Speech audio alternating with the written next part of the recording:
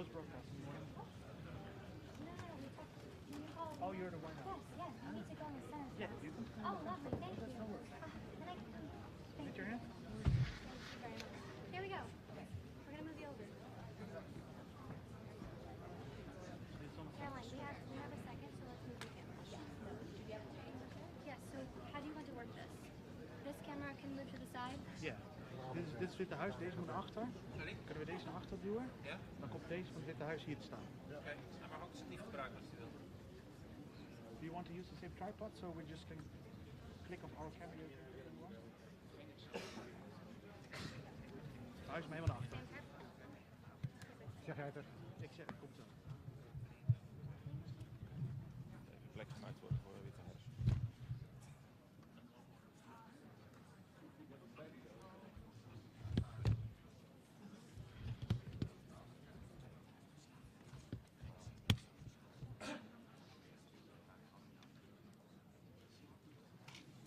Ze zijn niet heel vriendelijk, zeg maar.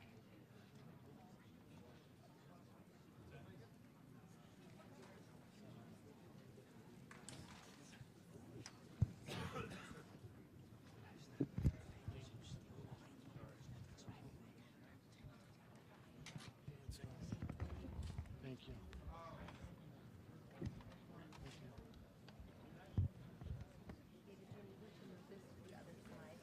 Ja, I know.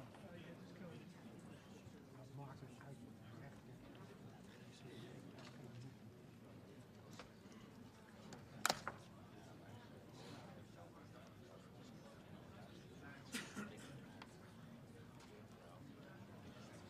Ja, ik had er wat aan.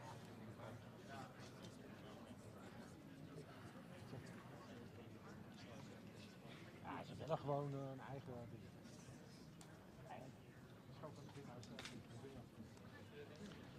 I need power. Is there power? I need power. AC. Is there power back here somewhere? Where? No. Okay.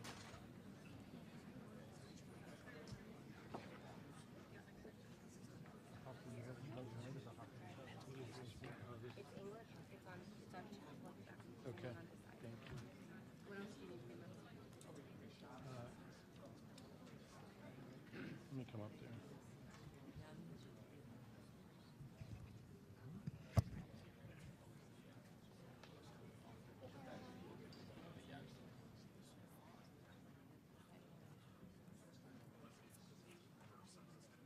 We need 2 more minutes.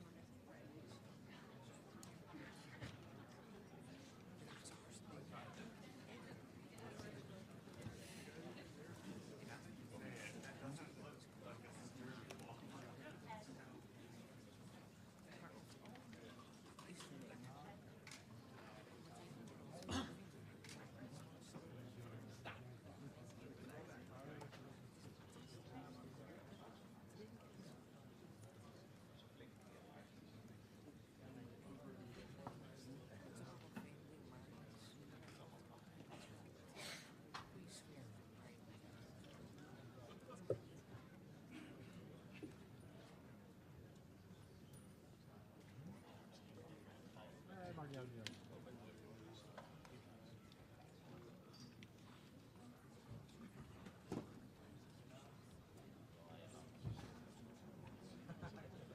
Net zo lang.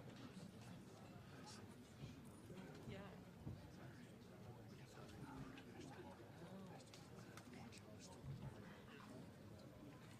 Ja, die zijn ook wel waarschijnlijk voor de Amerikaanse media.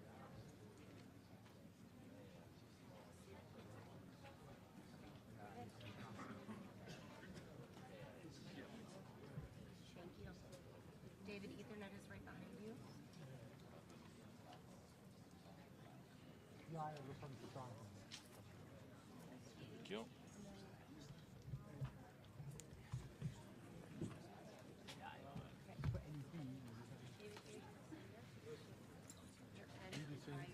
Al 6, dan houdt er ook nog één hoog achter.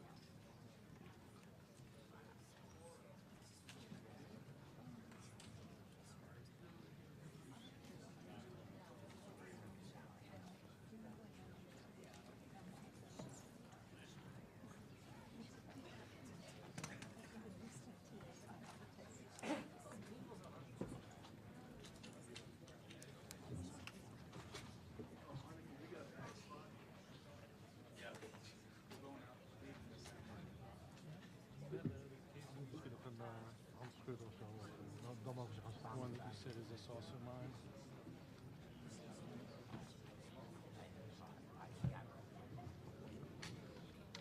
Let's get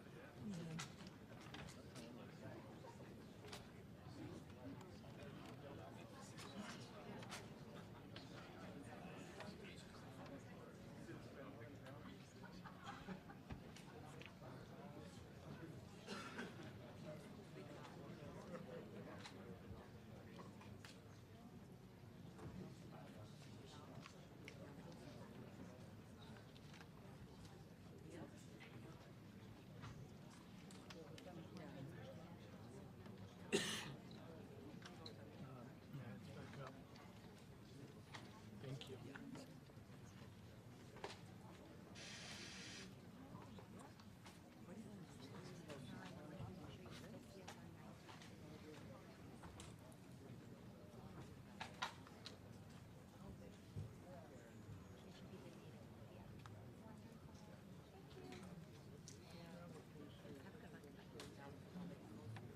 Thank you.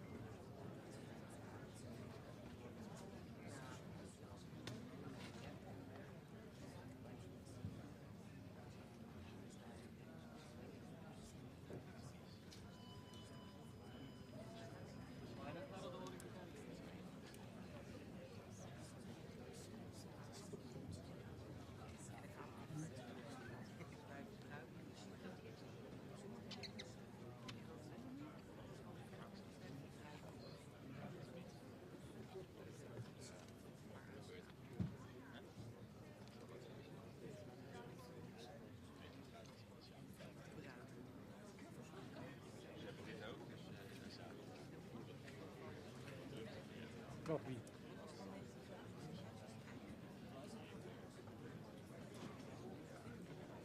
Natuurlijk. Wij toch ook? Wij niet, maar...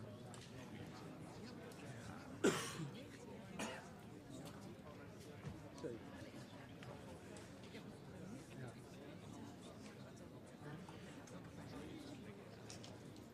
Ik heb het gemist.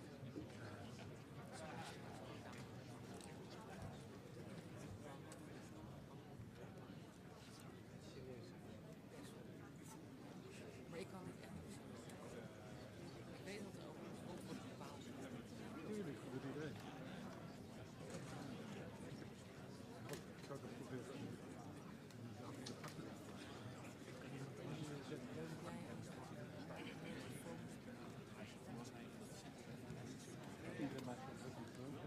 Nee, sorry. Ja, nee. Nee, dat is zo goed. Dat is de leeftijd.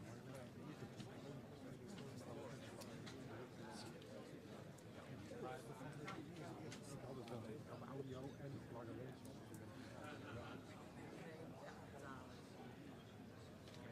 Probeert iedereen.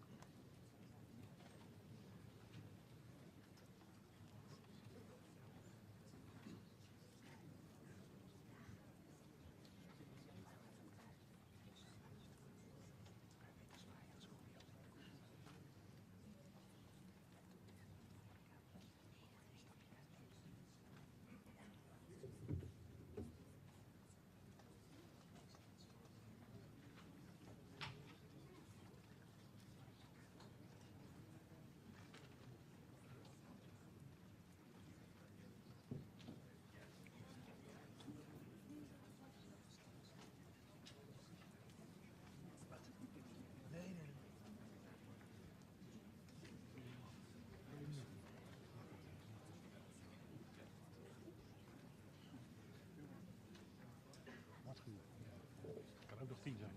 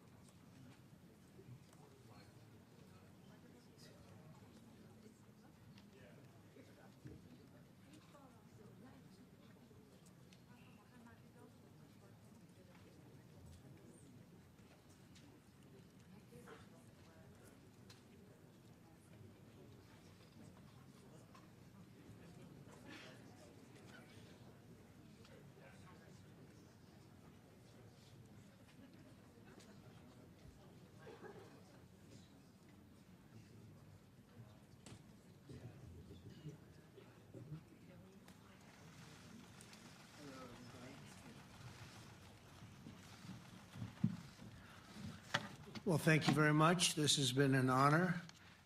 It was a fairly long trip, but worth it. Tremendous things have been accomplished, as you probably noticed. Listened to a lot of wonderful speeches from the heads of a lot of wonderful countries. But I want to thank you for joining us at the conclusion of a highly productive NATO summit in the Netherlands. I want to thank them for the royal treatment they've given us. Couldn't have been nicer. And it's a beautiful country, really a beautiful country. Coming in, I saw the most beautiful trees. In fact, I want to bring some back with me.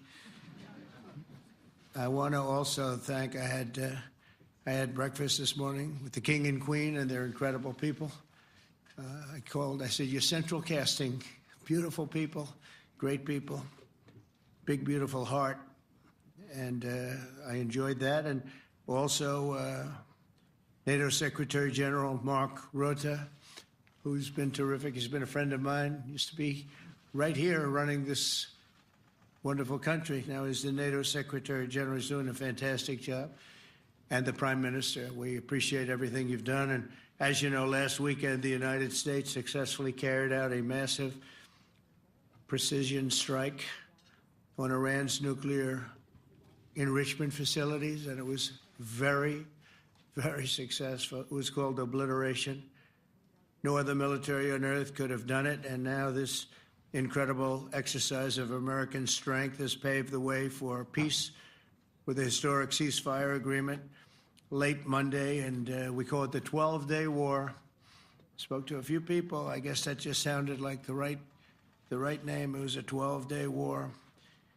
And we think it's over. I don't think they're going to be going back at each other. I don't think so. Not only have we dealt decisively with the critical threat of Iran's nuclear program, which was what I wanted. I said, Iran cannot have a nuclear weapon. I've said that for 15 years, long before I decided to do the political thing.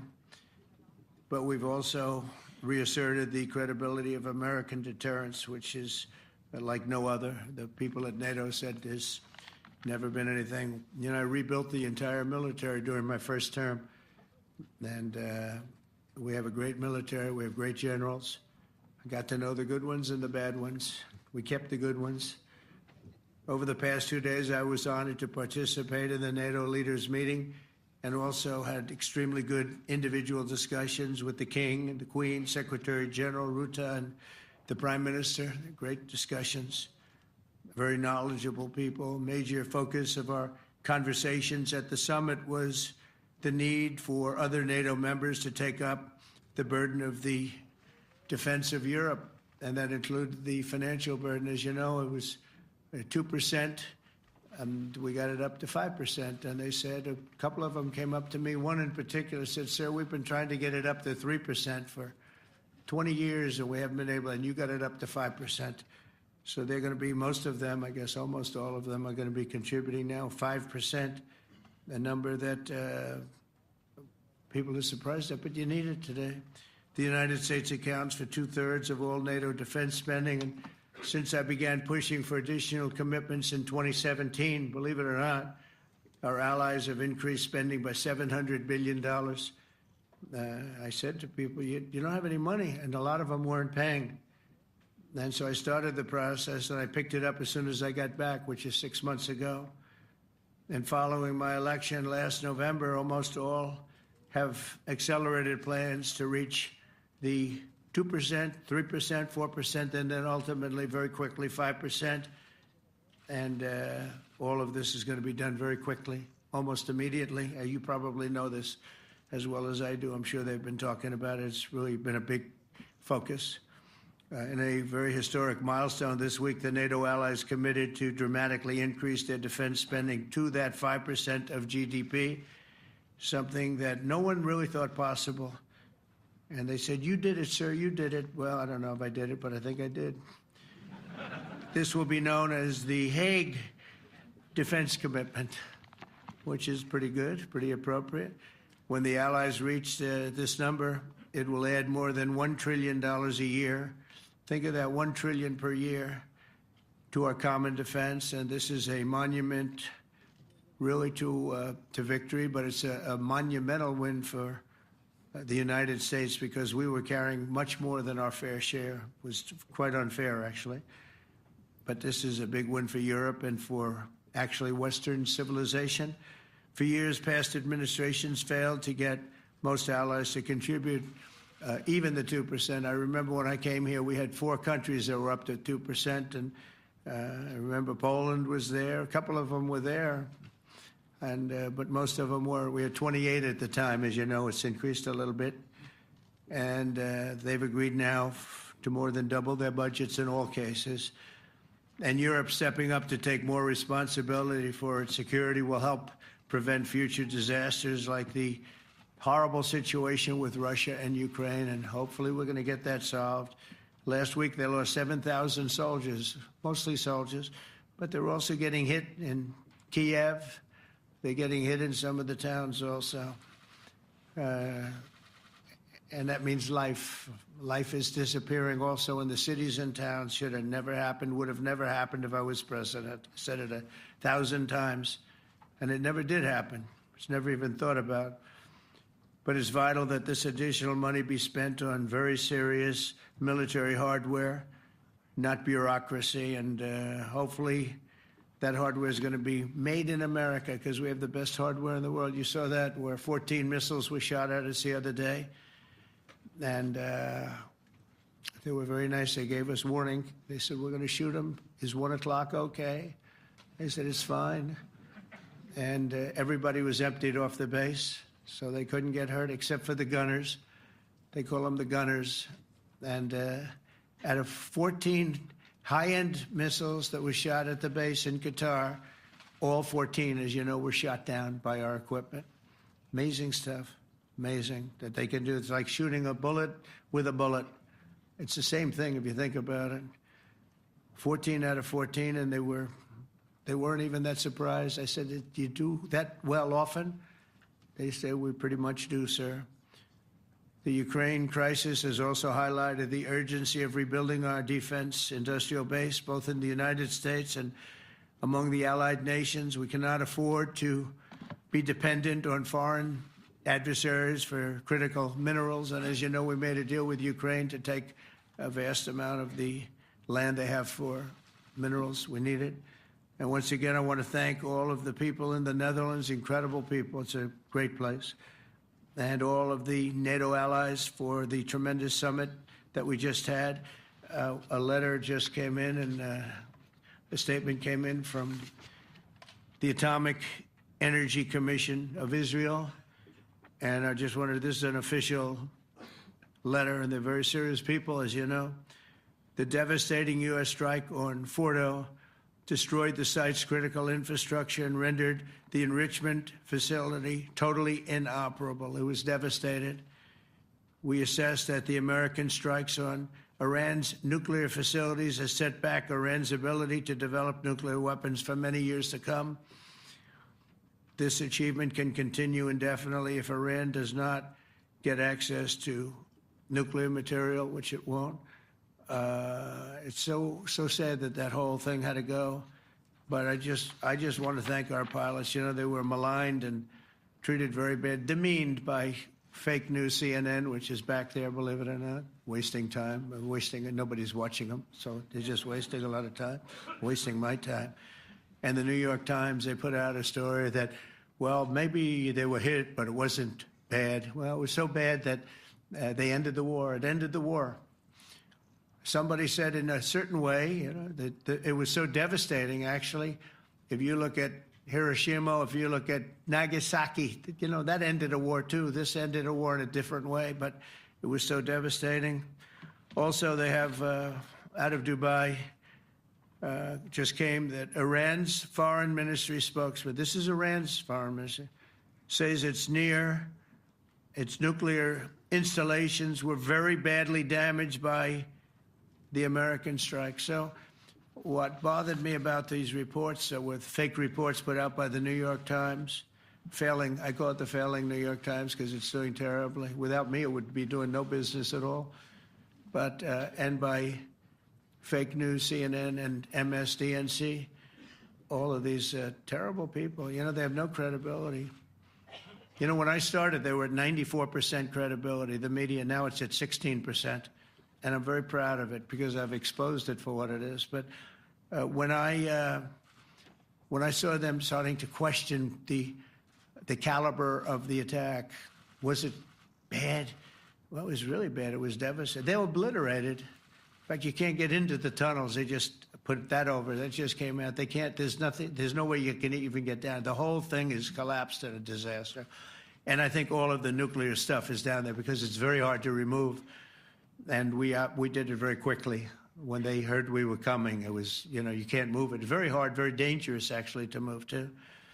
And they also knew we were coming, so I don't think too many people want to be down there knowing we're coming with the bunker busters, as we call them. We're the only ones that have them. We have the best equipment, best nuclear equipment, and we have the best equipment in the world. And by the way, we can't forget our submarine, which was out there, submarines actually, but submarine was out there. We shot 30 rockets into an area, every single one of them. I think it was almost 400 miles away, I think, Pete, right? 400 and long. It was in the ocean, long ways away. And we shot a total of 30. Every single one of them hit within 9 inches from where it was supposed to be. It took out a lot because we didn't do just Fordo. We did 2 others in addition, which hadn't been completely destroyed. So we hit them with a submarine from hundreds of miles away. Amazing, just amazing equipment. Greatest submarines in the world. Nobody's even close. They're 20 years behind us when it comes to submarine technology. So that's one, and the other was from the Atomic Energy Commission. And they have about 3 or 4 of them now coming in from atomic energy commissions from various places. But the one that we have that just came out, we released it a little while ago, was from the Israeli Atomic Energy Commission. But numerous of them are getting to see the site, and the site has been demolished. And again, we had these brave patriots these incredible flyers, these people that can fly a plane better than anybody can fly a plane, going into very hostile territory, flying into the territory that has got more missiles and things pointed at it, but it was very stealth. They didn't get to see it. It was dark. That's the amazing thing about the shots. They hit the shots perfectly, and yet it was dead dark. There was no moon. There was no light. It was virtually moonless. It was very dark, and the shots were hit perfectly. But when they get demeaned, and they were very upset about it because they knew how strong it would be. Back in Missouri, the pilots flew about 36 hours, 2 ways, far distance, and in those incredible B-2s. And we then had the F-22s, and we had the F-35s, and we had other planes, and we had, I think, a total of 52 tankers. That means the big tankers, because the refueling was a lot for all of the different planes that we sent. Incredible operation, and I have to say, General Raisin Cain was incredible. That's why he beat ISIS, and we beat ISIS in a matter of weeks. I was told it would take 4 to 5 years. We did it in a few weeks, and he was great. That's why he's the head of the Joint Chiefs of Staff right now, because I had a very good experience with him. He knocked out ISIS in a period of literally a few weeks. Amazing. And it was supposed to take a few years, 5 years to be exact. So we had a great victory there, and we then came here, and I think we had a great victory here. But this is an ongoing project. This is the safety of Europe, the safety of the world. And they've raised it from 2% to 5%, something which nobody, and you're talking about over $1 trillion a year. So we're talking about a lot of money coming in from countries that we're not paying nearly enough to be effective.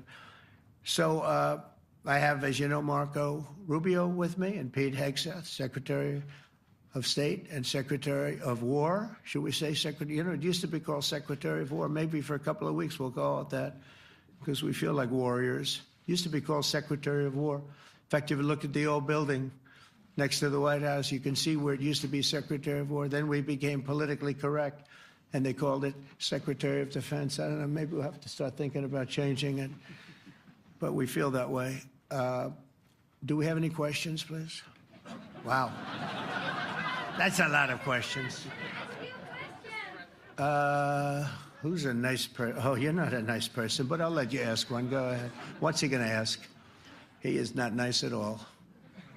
I know him well. Thank you, Mr. President. Yeah. Thank you for taking the time before flying home. You just said you believe the conflict between Israel and Iran is over. What makes you so confident it is? And what do you do if it isn't? Because I dealt with both, and they're both tired, exhausted. They fought very, very hard and very viciously, very violently, and they were both satisfied to go home and get out. And can it start again? I guess someday it can. It could maybe start soon. I think a big telltale sign was when, as you know, Iran somewhat, by not much, violated the ceasefire, and Israel had the planes going out that morning, and there were a lot of them, 52 of them. And I said, you got to get them back. And they brought them back. They didn't do anything. They brought them back. It was very good. I thought it was amazing, actually. They have fought a hell of a war. They fought very hard. I think the war ended, actually, when we hit the various nuclear sites with the planes. And I just hope you people can give these pilots, these are the best pilots in the world. They're the best shots in the world. They call them shots. That's what they are. And wait a minute. And I just hope you can give them the respect they deserve, because they came home to fake news. And like, oh, gee, there was hardly any damage. The things are decimated. So, but I think, no, I think they're very much finished. I think Israel's going to get back to doing what they do, and I think that Iran's going to get back. You know, Iran has a huge advantage. They have great oil, and they can do things. I don't see them getting back involved in the nuclear business anymore. I think they've had it. They've been at it for 20 years, and I don't see that happening either. Now, if it does, we're always there. It won't be me. It'll be somebody else, but we're there. We'll have to do something about it. Yes, please, go ahead. Go ahead. Oh, fake news, CNN? Oh, yeah, here we go. Wait till you hear this question. Thank you, You should really say how great our soldiers and our warriors are. I think everyone appreciates our soldiers and our warriors. I do have two questions for you, Mr. President. You just cited Israeli intelligence on these attacks. Earlier, you said U.S. intelligence was inconclusive. Are you relying on Israeli intelligence for your assessment of the impact of the strikes? No, this is also Iran made the statement. And it's also, if you read the document that was given, that Pete can talk about if you'd like, the document said it could be very severe damage, but they didn't take that. They said it could be limited or it could be very severe. They really didn't know, other than to say it could be limited or it could be very, very severe. And you didn't choose to put that because it was very early after. Since then, we've collected additional intelligence. We've also spoken to people who have seen the site, and the site is obliterated. And we think everything nuclear is down there. They didn't take it out. Okay, question? Please, go ahead. Go ahead. Yeah. Blue dress. Thank you so much, Mr. President. Yesterday, you said China can now continue to purchase oil from Iran. Yeah. Are you giving up on your maximum pressure campaign? Because there are sanctions right now. With who? On Iran. No, look, they just had a war. The war was fought. They fought it bravely. I'm not giving up. They're in the oil business. I mean, I could stop it if I wanted. I could sell China the oil myself. I don't want to do that. They're going to need money to put that country back into shape. We want to see that happen. Would it? No. If they're going to sell oil, they're going to sell oil. We're not taking over the oil. We could have, you know. I used to say with Iraq, keep the oil. I could say it here, too. We could have kept the oil. No, China is going to want to buy oil. They can buy it from us. They can buy it from other people. But you're going to have to put that country back into shape. It desperately needs money. Yeah. Yeah, please. Here we go. I'm picking the beauties today. Go ahead. Mr. President, Secretary General Rutte has described President Putin as an adversary, a threat, an enemy. Do you view him the same way? And in addition to that, you mentioned General Kane, your chief of staff, the chairman of the Joint Chiefs of Staff. General Kane. Yes. He has said that Mr. Putin has territorial ambitions beyond Ukraine. Do you view that in the same way? Possible. I mean, it's possible. I know one thing. He'd like to settle. He'd like to get out of this thing. It's a mess for him. He called the other day. He said, can I help you with Iran? I said, no, you can help me with Russia. Because, you know, in the last few weeks, we took care of India and Pakistan, Kosovo, Serbia. I think on Friday we have coming in the Congo is coming in, and Rwanda is coming in. That was a vicious war that went on, a machete war, heads chopped off all over Africa. They're coming in. We did 2 others in addition to that. Nobody's ever done anything like this. No, I consider him a person that's, I think, been misguided. I'm very surprised, actually. I thought we would have had that settled easy. I've settled 4 of them in the meantime. But he did call up, and he said, you know, he's close to Iran. He'd like to help us get a settlement. I said, no, you help me get a settlement with you, with Russia. And I think we're going to be doing that, too. Yeah, please. Go ahead, please.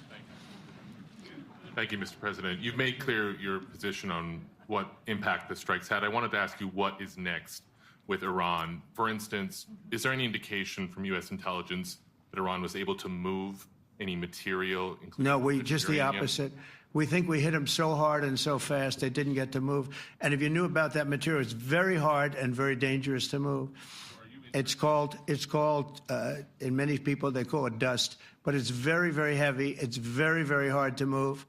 And they were way down. You know, they're 30 stories down. They're literally 30, 35 stories down underground. You think we got it all? Oh, yeah, we think we got it. We think it's covered with granite, concrete, and steel. Can I ask you, are you interested in restarting negotiations with Iran? And if so, have they resisted? So our people, Marco could answer this, but our people are not, I'm not.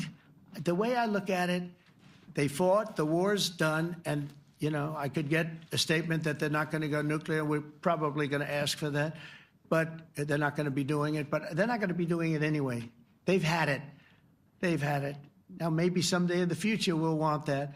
But I've asked Marco, do you want to draw, I just asked him the question as we were walking on the stage, do you want to draw up a little agreement for them to sign? Because I think we can get them to sign it. I don't think it's necessary. Marco, do you want to talk about that, please? Well, Mr. President, I think President Trump has shown a willingness to meet and talk to anybody in the world who's interested in peace. I don't know of any president that's been as willing as he has to meet with anyone and talk about peace. We'd love to have peaceful relations with any country in the world. And so obviously that'll depend on Iran's willingness not just to engage in peace, but to negotiate directly with the United States, not through some third country or fourth country process. But I know of no president, probably in our modern history, that's sought peace more than President Trump has. Sounds like the door is open, but you're in no rush. Is that right? Sounds like the door is open. But I'll tell you what, look, we're going to talk to them next week with Iran. We may sign an agreement. I don't know. To me, I don't think it's that necessary. I mean, they had a war, they fought. Now they're going back to their world. I don't care if I have an agreement or not. The only thing we'd be asking for is what we were asking for before about we want no nuclear, but we destroyed the nuclear. In other words, that's destroyed. I said, Iran will not have nuclear. Well, we blew it up. It's blown up to kingdom come. And so I don't feel very strongly about it. If we got a document, wouldn't be bad. We're going to meet with them, actually. We're going to meet with them. Yeah. Yeah, go ahead, please. Yes. Mr. President, Netherlands TV, thank you for visiting our country. Good. As I understood, thank you. I, of course, would like to know how you slept last night at the House of the King. Oh, I slept beautifully. But probably a more serious question. I think you just had a meeting with President Zelensky. Did you discuss any ceasefire in this Russo-Ukrainian? No. I wanted to know how he's doing. He was very nice, actually. You know, we had little rough times sometimes. He was couldn't have been nicer. I think he'd like to see an end to this. I do. I think what I took from the meeting couldn't have been nicer, actually. But I took from the meeting that he'd like to see it end. I think it's a great time to end it. I'm going to speak to Vladimir Putin and see if we can get it ended. But look, these are brave people. They're fighting these wars all over the place. You know, last week they had, I guess, I told you, close to 7,000 young soldiers, Russian and Ukrainian soldiers were killed, 7,000 in 1 week. It's crazy. It's crazy. So I'll be speaking to Putin. No, I had a good meeting with Zelensky. And I had a lot of good meetings. We had a lot of good meetings with a lot of people, a lot of great leaders. But he's fighting a brave battle. It's a tough battle. Yeah. Go ahead, white dress. Thank you. Ida Hallikainen from Finland, Ilta-Sanomat. Good. You have played golf with President Alexander Stubb. How do you see Finland as a NATO ally and partner, and how would you describe your relationship with our president? Well, he's a very good golfer, okay? In fact, he was on his college golf team. He went to a good college in the South, as you know, a very good college, and he was a good golfer. We had a good time. I think my relationship's great. I want to buy icebreakers. You know, you're very good at icebreakers. And I actually made him an offer. I didn't go to Congress. They'll try and impeach me for this.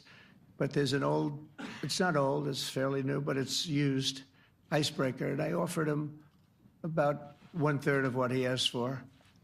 But we're negotiating. We need icebreakers in the U.S. And if we can get some inexpensively, I'd like to do that. Actually, they'll fix it up, make it good. Also, we may buy some icebreakers. You know, you're the king of icebreakers, that particular country. They make them good. They make them really good, and they know what they're doing. And so we're negotiating with them for about 15 different icebreakers, but one of them is available now. It's old, and it's, old. It's like 5-6 years old. And we're trying to buy it. I'm trying to make a good deal. It's all I do my whole life. My whole life, that's all I do is make deals. Yeah, please. Go ahead. Sir, go ahead. Yeah, a question for NewsHour, Dutch TV. First of all, on Article 5, on your way here, you spoke about the commitment of the U.S. to Article 5, saying, I'll give you my definition once we're here. Yeah. What is your definition, and may the U.S. commitment to Article 5 change in case some of the NATO members do not reach the threshold that was discussed today? My second question is following up on a colleague on Iran. What intel reports do say that everything over there was obliterated. Yeah, well, there are numerous of those reports, and they're coming out fast and furious. But the most respected ones we've already seen.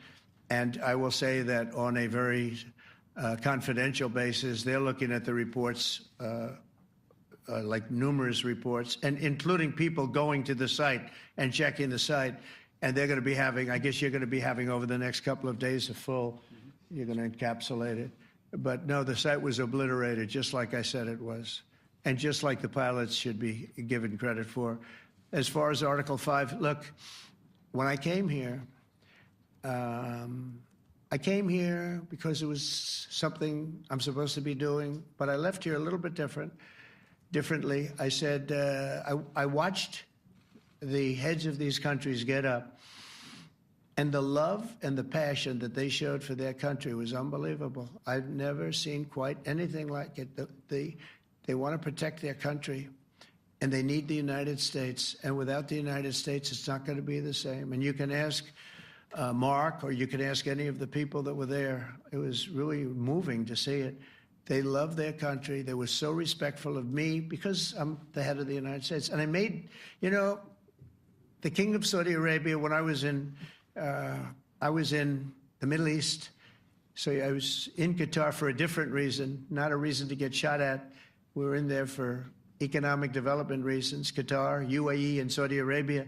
All three leaders of those countries, and we took back $5.1 trillion into the United States. All three leaders said, you're presiding over the hottest country in the world. The United States right now is the hottest. Everybody wants to be there. Everybody wants a piece of it. He said, a year ago, your country was dead. You had a deadhead running it. You had a country that was dead, and it was dead. You had people pouring through the borders. You had inflation. You had everything. He said, you've made it in 5 months at that time. You've made it the hottest country. This is the hottest country in the world. The United States right now is the hottest country in the world. And when I was around that table, it was a nice group of people, many of whom I knew from previous. When I saw the passion they had for the country, almost everyone, and you probably have the tapes, it was very public, but almost every one of them said, thank God for the United States. Without the United States, they couldn't really have NATO. It wouldn't work. It wouldn't work. It will in the future because now they're paying much more money, but it wouldn't work. It was great. And I left here differently. I left here saying that these people really love their countries. It's not a ripoff, and we're here to help them protect their country. Okay, we'll do one or two more. Thank you, Mr. President. Yeah. A question on Spain. Are you satisfied with today? Oh, I think Spain's terrible what they've done. No, I do. They're the only country that won't pay the full up. They want to stay at 2%. I think it's terrible. And, they're doing very well. The economy is very well. And that economy could be blown right out of the water with something bad happening. Spain is the only country that... Are you from Spain? Yeah. Good, congratulations. You're the only country that is not paying. I don't know what the problem is. I think it's too bad. So we'll make it up. You know what we're going to do? We're negotiating with Spain on a trade deal. We're going to make them pay twice as much. And I'm actually serious about that. We're going to make Spain... I like Spain. I have so many people from Spain that it's a great place and they're great people. But Spain is the only country out of all of the countries that refuses to pay. And, so they want a little bit of a free ride. But they'll have to pay it back to us on trade because I'm not going to let that happen. It's unfair. It's unfair to NATO. All right, sir, please. Go ahead, right in the back. Yeah, you, tall one. The tall man. Mr. President, Johannes Petra from Austrian National Television. How are you? You once said that you would end the Ukraine war in 24 hours. You later said that sarcastically. Well, of course it was sarcastic. But you've now been in office for 5 months and 5 days. Why have you not been able to end the Ukraine war? Because it's more difficult than people would have any idea. Vladimir Putin has been more difficult. Frankly, I had some problems with Zelensky. You may have read about him. And it's been more difficult than other wars. I mean, look, we just ended a war in 12 days that was simmering for 30 years, frankly. We ended Rwanda and the Congo. It's coming to sign the documents. We've already signed basic documents, but they're coming, I think, to the White House on Friday. We ended, Serbia was going to go at it. But maybe the most important of all, India and Pakistan. And that wasn't whether or not they may someday have nukes like we're talking about in the Middle East, like we're talking about with Israel and Iran. This is they have nuclear weapons. I ended that with a series of phone calls on trade. I said, look, if you're going to go fighting each other, it was getting very bad. You know how bad that last attack was. It was really bad. If you're going to go fighting each other, we're not doing any trade deal. No, you have to do a trade deal. I said, we're not doing any trade deal. And in fact, I had the general, who was very impressive. The general from Pakistan was in my office last week. You know, Prime Minister Modi is a great friend of mine. He's a great gentleman. He's a great man. And I got them to reason. I said, we're not doing a trade deal if you're going to fight. And if you're going to fight each other, we're not doing a trade deal. And you know what? They said, no, I want to do the trade deal. We stopped the nuclear war. Go ahead.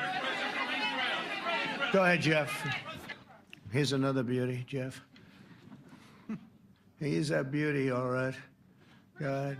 Mr. President, to follow up on Ukraine, will the United States contribute any more money to Ukraine's defense this year to the $5 billion that allies are giving? And one question, you had another meeting with the Dutch opposition leader, Mr. Wilders. Can you tell us about that meeting? And are you upset about his anti-Muslim stance? I'm not upset about it. It's just his view. He's unhappy with the way things are going in this country and various countries. He was an opposition leader. And I was asked to meet with the opposition leader by the people that are running. I think they have some deal where if you have a meeting, you're supposed to meet with an opposition leader. I said, that's strange. We don't do that. But I met with I didn't know him. He seemed like a very nice guy, but he's in opposition to the current people, and that was set up by the current people. So I assume when I met with the Prime Minister, you're supposed to meet with the opposition. We'll have to try that sometime in our country. Let's not do it. But I thought he was very good. As far as money going, we'll see what happens. There's a lot of spirit. Look, Vladimir Putin really has to end that war. People are dying at levels that people haven't seen before for a long time. Go ahead. Go ahead. White shirt. Oh, she's all excited. So, BBC News Ukrainian. Where are you from? I'm from Ukraine. Oh, so my question to you is whether or not the U.S. is ready to sell anti-air missile systems Patriot to Ukraine. We know that Russia has been pounding Ukraine really heavily right now. Are you living yourself now in Ukraine? My husband is there. Wow. And I can see you're very, it's amazing. And me with the kids, I'm in Warsaw actually, because he wanted me to be. Is your husband a soldier? No? He's there now? Yeah. Wow. That's rough stuff, right? That's tough. And you're living here? In Warsaw. And you're a reporter? I am. Good. So let me just tell you, they do want to have the missiles, okay, as they call them, the Patriots. And we're going to see if we can make some available, They're very hard to get. We need them too. We were supplying them to Israel. And they're very effective, 100% effective. Hard to believe how effective. And they do want that more than any other thing, as you probably know. That's a very good question. And I wish you a lot of luck. I mean, I can see it's very upsetting to you. So say hello to your husband, okay? Thank you. Go ahead. Thank you. Thank you, Mr. President. You were criticizing... Where are you from? Bloomberg News. Oh, Bloomberg. That's wonderful. You were criticizing the Federal Reserve Chair before coming to this summit. Yeah, I think he's terrible. I was wondering if you've begun interviewing different candidates for the Fed pick. Yeah, I know within 3 or 4 people who are going to pick. I mean, he goes out pretty soon, fortunately, because I think he's terrible. We have no inflation. We have a tremendous economy. Hundreds of billions of dollars of tariff money is pouring in. Factories are being built because they don't want to pay the tariffs, so they're building them all over the country. I think we're close to $15 trillion. I told you $5.1 trillion from the Middle East alone, but of investment money coming in. There's never been anything like that in the history of our country. But we have no inflation. And we have borrowing because Biden, stupidly, they did short-term debt. So we have borrowing coming up. And, you know, we'll go 10 years, maybe longer, maybe shorter, but we'll go a long period of time when we do the debt. And because of him, because of this guy, we will have to pay for years. We'll be paying for him. And I said to him, listen, there's no inflation. He says, but maybe there'll be some. That's true. I said, if there is some, what you do is raise the rate. I'm okay with that. You raise the rate in 2 years from now or in a year from now. But because the rate's high, we have to pay more for debt. It's pretty equal. In other words, if it's 4%, it's 4%. If you drop it a point, you'll pay 3%. So it's fairly equal, not necessarily, but fairly equal. So we're going to end up paying maybe 2 points or 3 points more. 3 points would be about $900 billion a year because of this very average mentally person. He's an average mentally person. I'd say low in terms of what he does, low IQ for what he does, okay? Wait, so instead of paying $900 billion, we don't want to pay 900 just because he doesn't want to lower the rate. I said, if there's inflation in 2 years or 3 years or 1 year from now, you raise the rate and you take care of the inflation, among other things. But he's probably a very political guy, I guess. I don't know. I think he's a very stupid person, actually. All right, one more. Let's go. How about you? Go ahead. She looks so happy and everything. Thank you. That's why I picked her. I'm from Spain, too. I'm Ana Buch from La Vanguardia. I wanted to know if... You're where from? Spain, too. I wanted to know if you want to... That's the Spain corner right there. I shouldn't have said that. That's okay. I do like Spain, by the way. I think it's unfair that they're not paying, but go ahead. Are you going to negotiate directly with Spain about... I'm going to negotiate directly with Spain. I'm going to do it myself. They're going to pay. They'll pay more money this way. You should tell them to go back and pay. You're a reporter? You tell them to go back. They ought to join all of those countries that are paying 5%. Spain's going to be just about the only one that's not. They were the most hostile toward doing it. It just doesn't make sense to me. Okay. All right, Kelly, go ahead. Here we go. There's another one. Hello, sir. Thank you We got them all today. Okay. So, Mr. President, you talked about expecting some on-the-ground assessments at Fordo and other sites. Now here, is that here Israeli and U.S.? It's been obliterated, Kelly. It's been What is your message then, sir, to the intelligence community when they present reports? You're not disputing the DIA report. You're just... They presented a report that wasn't finished. We're talking about something that took place 3 days ago. I understand that, sir. The report was done 2 days ago. Wait a minute. Yes. They didn't see it. All they can do is take a guess. Now, if you take a look at the pictures, if you take a look how it's all blackened, you know the fire and brimstone is all underground because it's granite and it's all underground. You don't show it. But even there, with all of that being said, the whole area for 75 yards around the hole where it hit is black with fire. The group that's run by this gentleman, in fact, you may want to talk about it for a second because we're going to issue a report. And I think it's not even a very exciting report at this point.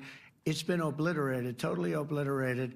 And they did a report, but it was like, if you look at the dates, it's just a few days after it happened. Sir. So they didn't see it. They said it may be very severe. Understood. Do you have a message for the intelligence community, though, in terms of unvarnished information getting to you, that it's not... I don't really have a message. I would say issue the report when you know what happened.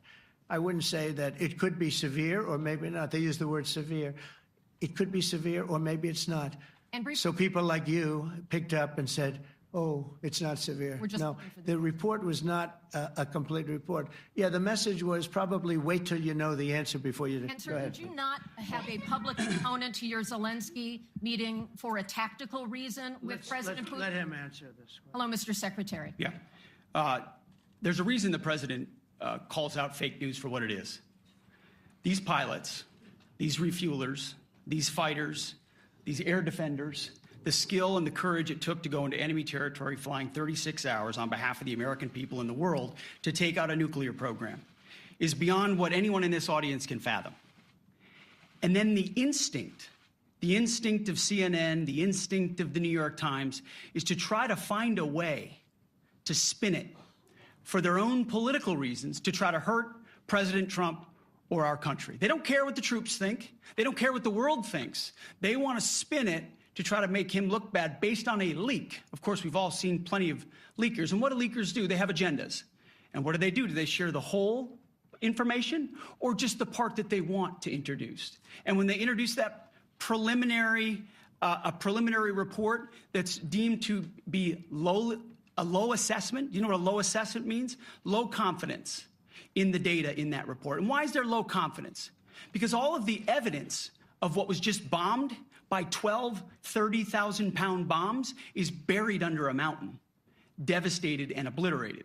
So if you want to make an assessment of what happened at Fordo, you better get a big shovel and go really deep, because Iran's nuclear program is obliterated. And somebody somewhere is trying to leak something to say, oh, with low confidence, we think maybe it's moderate. Those that dropped the bombs precisely in the right place know exactly what happened when that exploded. And you know who else knows? Iran.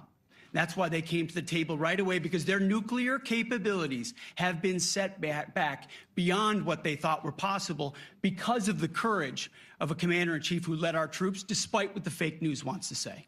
But you're not disputing the report said what it said, even though it was initial.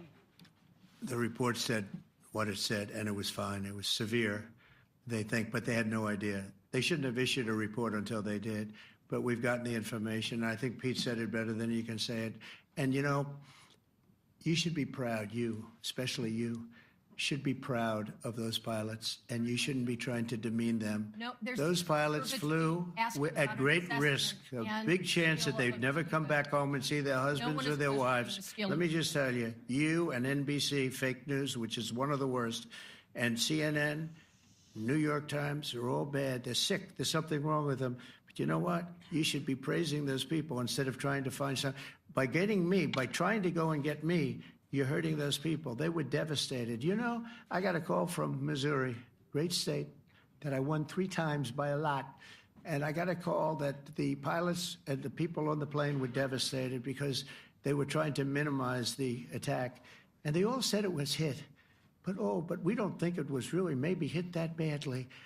And they were devastated. They put their lives on the line, and then they have, and I'm not referring to you, but real scum come out and write reports that are as negative as they could possibly be. It should be the opposite. You should make them heroes and heroines. You should make them really people that they were so devastated when they heard this news. And you know what they said? One of them, I spoke to one of them, said, "Sir, we hit the site. It was perfect. It was dead on." Because they don't understand fake news, because they have a normal life, except they have to fly very big, very fast planes. But it's a shame. You should be making them heroes. All right, in the back. Go ahead, back, white, yeah. White jacket, yeah. Go ahead, give my mic. Hello. Deborah Haynes from Sky News. Good. Mark Rutte, the NATO chief, who is your friend, he called you daddy earlier. Do you regard your NATO allies as kind of children? No, he likes me. I think he likes me. If he doesn't, I'll let you know. I'll come back and I'll hit him hard, okay? No? He did it very affectionate. Daddy, you're my daddy. Do you regard your NATO allies, though, as kind of like children, and they're obviously listening to you and they're spending more, and you're obviously appreciative of that, but do you hope that actually they're going to be able to defend themselves, defend Europe on their own? I think they need help a little bit at the beginning, and I think they'll be able to, and I think they're going to remember this day. And this was a big day for NATO. You know, this was a very big day. They took it. One of the gentlemen said, you know what? We've been trying to raise the rate for 30 years, he said, 20 years, from almost the beginning. And he's been there for a long time. He said, until you came along, it never happened. What you did is amazing. It's been sort of an amazing day for a lot of reasons, but also for that. Yeah, go ahead. Do you think they can do it without you, though, in the future? Can they do it without Well, ask Mark. I mean, you have to ask Mark, okay? So we're heading back. We're heading back. I want to thank these 2 gentlemen behind me. They're incredible people, both of them. They've done a fantastic job. And Susie's in the front, and she's done great. And Monica, thank you very much. That was quite an exciting time. and we're going to be heading back. We'll be back soon, and we'll see you in Washington, D.C. Remember this, we have the hottest country anywhere in the world. Thank you very much, everybody. Thank you.